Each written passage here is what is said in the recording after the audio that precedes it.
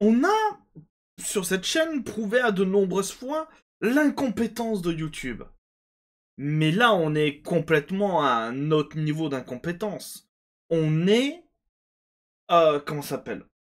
Oui, à une association d'escrocs, en fait. Je vais vous expliquer. Il y a une VTubeuse, Iris, qui en fait fait un let's play, tout simplement, sur Undertale. Une de ses vidéos, enfin plus précisément un de ses lives, est striké. Elle n'a pas elle ne reçoit pas d'argent dessus parce que la musique est sous copyright. Bon, c'est très chiant, surtout que c'est un jeu vidéo, c'est difficile de couper la musique. Mais vous savez le pire? C'est que c'est même pas le créateur du jeu qui a strike la musique. C'est une obscure société indienne qui a même pas les droits. Et YouTube laisse faire. C'est lunaire. On va voir ça ensemble tout de suite. Bonjour à vous, c'est Alice, votre pseudo-journaliste VTubing préféré, et nous allons reparler de YouTube. Si vous n'êtes pas au fait de tout ce qui se passe avec YouTube et les VTubers, vous avez cette playlist qui s'appelle YouTube versus VTuber, où on revient à chaque fois sur tous des trucs stupides de YouTube, les suppressions de chaînes abusives, les strikes qui n'ont aucun sens, les démonétisations, plein de choses comme ça. D'ailleurs, toute petite aparté, il y a cette vidéo qui date d'il y a un mois où je parlais que YouTube avait démonétisé entièrement quasiment toute une agence de VTubing. Il faut savoir, j'ai regardé, YouTube n'est toujours pas revenu sur leur décision. Donc là, actuellement, il y a toujours comment ça s'appelle l'agence Idol, dont les trois quarts des VTubers de l'agence sont démonétisés. Il n'y a aucune réponse de la part de YouTube. Donc voilà. Mais nous, ce qui va nous intéresser, c'est ça. C'est Iris. Iris, c'est une petite VTubeuse espagnole, oui, parce que j'étais en train de réfléchir, c'est le drapeau espagnol. Donc une petite VTubeuse espagnole qui, en fait, tout simplement, comme je vous l'ai dit en intro, fait un let's play sur Undertale. Undertale, si vous connaissez pas, c'est un jeu indépendant très connu, créé par une seule personne, qui s'appelle Toby Fox, et dont la musique du jeu est gérée par, comme on va le voir, une société qui s'appelle Materia Music. Et c'est là où il y a un problème. Salut Team YouTube / YouTube. J'ai obtenu le droit d'auteur pour la musique d'Undertale en jouant du gameplay sans aucune modification. Les droits d'auteur appartiennent à Toby Fox, qui, du coup, je le rappelle, est le créateur du jeu vidéo, et Material Music Publishing. Material Music Publishing, alors, à voir, je sais que Toby Fox est un développeur, je sais que c'est un musicien, et je crois que Material Music Publishing, c'est la société qui l'a créé, ou du moins, il en est membre, pour gérer les droits d'auteur de ses musiques. Donc c'est littéralement Toby Fox qui a les droits, quoi. Voilà. Et si vous leur donnez du crédit dans le gameplay, ils vous donnent la permission d'utiliser sans aucun problème. J'ai donc contesté ma demande et a été rejetée par IPRS underscore CS. Et là, vous vous dites, c'est qui ces gens? C'est pas Toby Fox, c'est pas Material Music. Et c'est tellement drôle après. Qui n'a rien à voir avec le droit d'auteur d'origine, puisqu'il s'agit d'une société de droit d'auteur indienne. Voilà, je rappelle, Toby Fox et Material Music sont américains. Peut-on faire quelque chose pour résoudre ce problème, puisqu'il s'agit d'un faux rapport? Ce n'est pas la première fois que ça m'arrive avec un jeu vidéo. Merci beaucoup et meilleures salutations. Et ce qui est drôle, c'est que du coup, il y a le mail, en fait, où nous avons le titre de la vidéo, donc c'est tout simplement son live, hein, voilà. Et ce qui me fait rire, c'est que c'est cette toute petite partie-là, vous voyez? Vous voyez ça? Là, ce petit cadre que vous voyez là, c'est la partie de la vidéo qui a été strike. Cette partie-là, strike par du coup, comme on peut le voir ici, reclamado por IPRS underscore CS, c'est eux qui ont strike ce tout petit bout-là. Et ça fait en sorte que tout simplement la vidéo ne peut pas être monétisée. Voilà, sur un live de 3 heures, parce que c'est 2h56, Ça fait chier. On va pas se mentir. Moi, ouais, ça fait chier. Et du coup, Iris a contacté YouTube. Et YouTube a répondu. Les réponses de YouTube, vous commencez à le savoir, sont caviar. Et alors, il y a deux choses qui vont nous intéresser. Il y a ce message qu'on va voir juste après. Mais surtout, il y a ça. Il y a cette vidéo.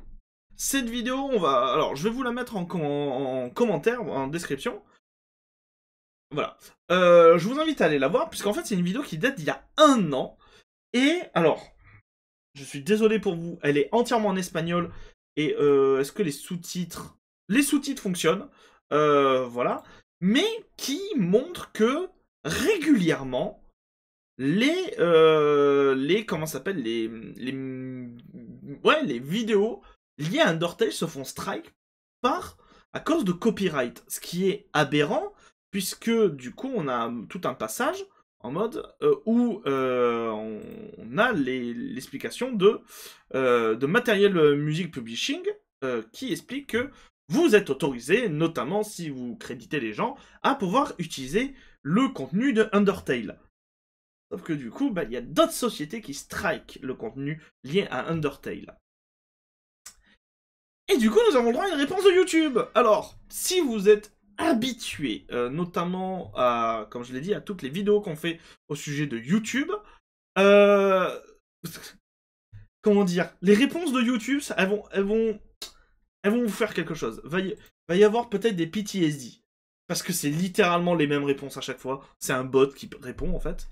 Bonjour, merci pour l'information. N'oubliez pas que le fait de créditer le détenteur des droits d'auteur ne vous accorde pas automatiquement la permission d'utiliser son œuvre protégée par le droit d'auteur.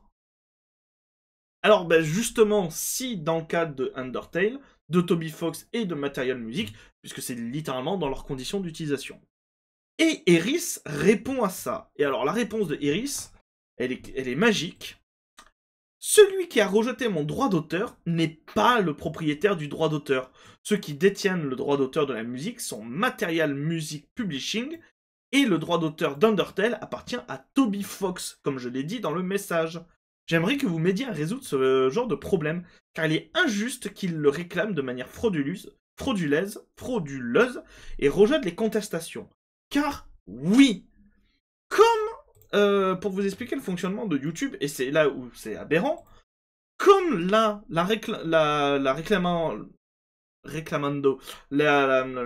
le copyright a été mentionné par IPRS underscore CS, et ben si vous faites un appel, c'est eux, c'est pas YouTube, hein, c'est eux qui décident d'accepter ou de rejeter votre appel.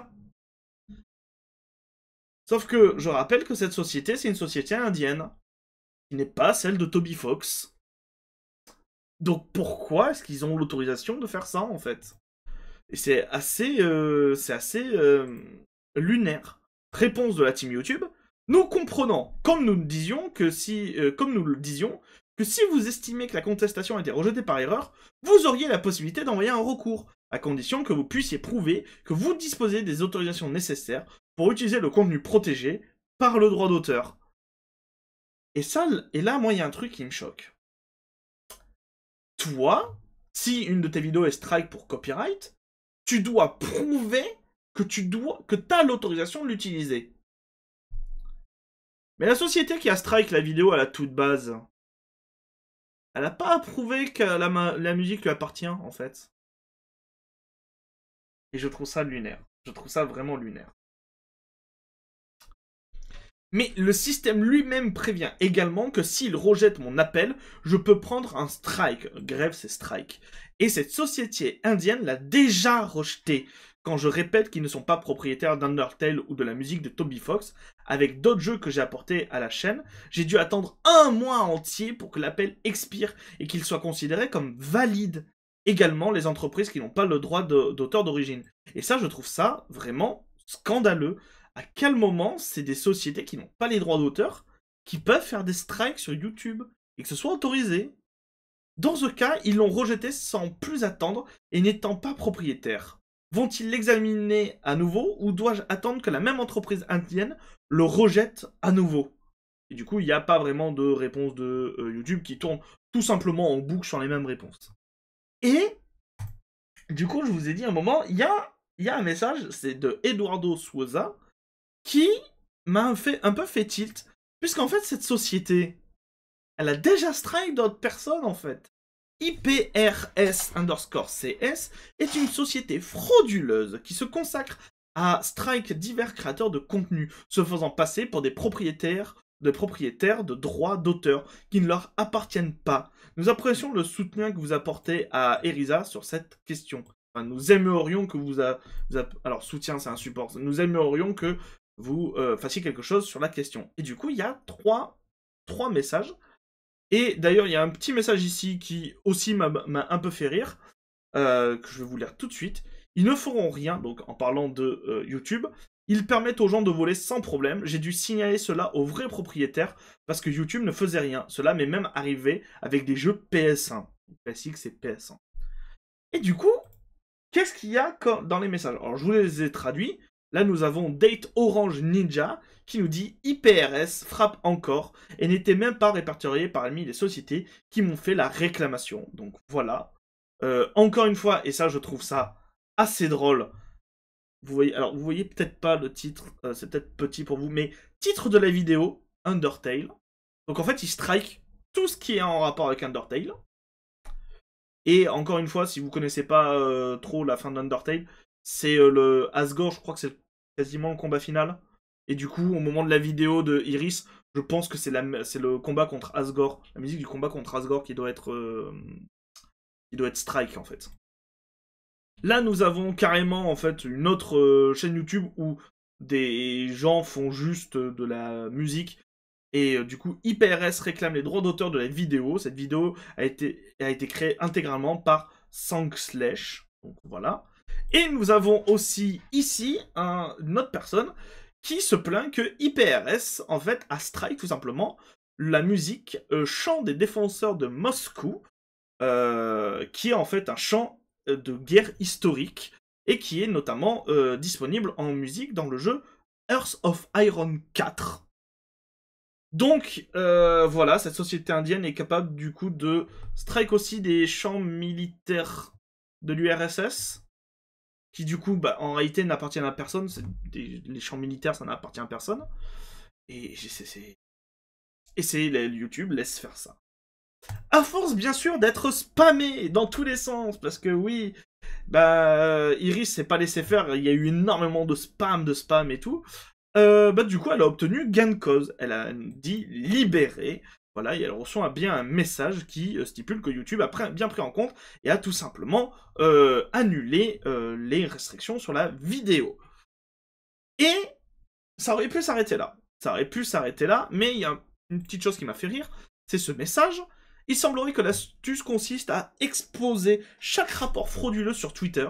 C'est la seule façon pour qu'ils y prêtent attention.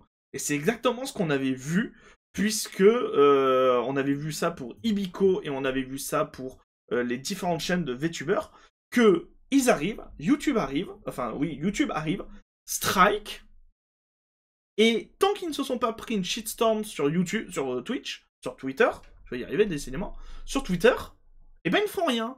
Mais dès qu'ils se sont pris une shitstorm sur Twitter, et je crois que c'est Ibico qui fait ça, ou qu'on les menace de les traîner en justice avec des avocats, il y a aussi eu ça pour, par exemple, quand les chaînes de Iron Mouse ont été supprimées de YouTube, et ben bizarrement, tout de suite, YouTube réagit vachement vite. Très très très vite. Du coup, réponse de Iris qui m'a un peu fait rire. La réponse a toujours été la diplomatie violente. Et en fait, dans ce post, il y a un autre message qui m'a un peu fait tilt. Celui-là, qui dit Gomuria, elle a réussi à convaincre YouTube de résoudre son problème. Vous pouvez le faire aussi. Et donc, je ne connaissais pas qui était cette personne. J'ai cliqué. Et en fait, c'est une VTubeuse qui a aussi des problèmes avec YouTube. Tout simplement. Non, j'avais un message juste avant. Voilà. Qui a tout simplement des problèmes avec YouTube. Puisqu'en fait, carrément, sa chaîne a été supprimée. Soi-disant pour fraude. Et je crois, elle a dit crypto-monnaie. D'accord. Je me suis retrouvé sans chaîne, les gars. Alors, que se passe-t-il avec le paiement que vous êtes censé faire demain, YouTube? Parce que c'est une fraude si vous le gardez. Et du coup, il y a en fait un mail de YouTube pour lui dire que, du coup, pas de politique liée au spam et à d'autres, comment ça s'appelle?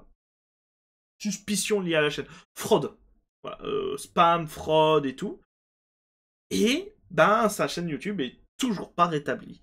Malheureusement, Gomu ne semble pas avoir autant de frappe de force que Eris, et c'est un peu triste. Son message fait beaucoup moins de vues, donc YouTube bah, s'en boit les couilles un peu plus. Il y a un autre message, ils viennent, YouTube, de rejeter mon appel une nouvelle fois, en disant qu'un humain l'a vu et que je devais lire les règles. Ils ne veulent pas me rendre mon compte. J'ai vu les règles et ils m'accusent d'escroquerie en proposant de l'argent ou des crypto-monnaies. Qu'est-ce qui se passe avec toi, YouTube? Et est-ce que c'est ici où il y a des messages de YouTube? Non, ça devait être juste avant.